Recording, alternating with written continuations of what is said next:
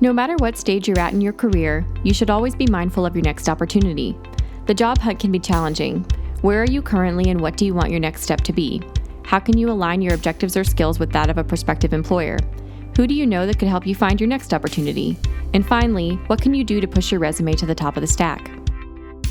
So one of the biggest strategies I recommend is think about what you want to do, identify your goals, and let's say you want to work for a large company, identify from that more information about the culture, what kinds of people they recruit. I think anybody taking the time and effort to do OMS really needs to take the time and effort to at least once a month look at the want ads and evaluate where they are and what's out there. So I don't think there's a when you should do it, you should always be doing it. One of the things that I would recommend a student do is research the company, research not only what the job is at hand, meaning what types of things are going to be doing on a day-to-day basis, but also research the company and what's their company culture, what type of people are they looking for. Doing your level of upfront research about an organization, I think is really critical. I think understanding the value you might be able to bring to those organizations is also very critical. Having a game plan regarding how you're going to approach these potential target organizations is really key. When I'm looking at a resume, the first thing I typically look at is if there's an objective statement. I want to see, what does this person want to do?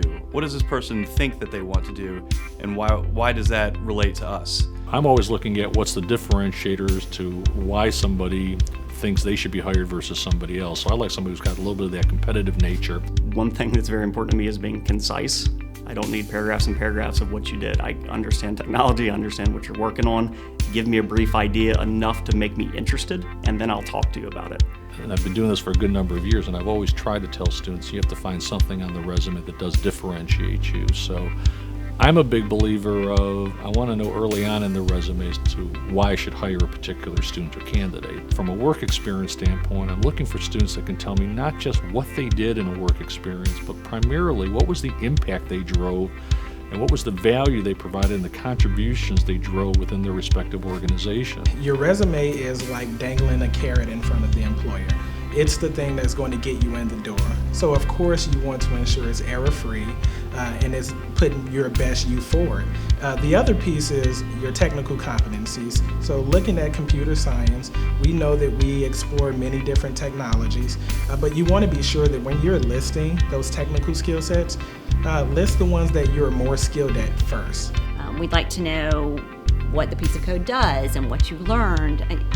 You do have one page, so there's not a lot of room, but we like specific numbers, we like specific technologies you learned during your time at that job. So specific and succinct, but relevancy.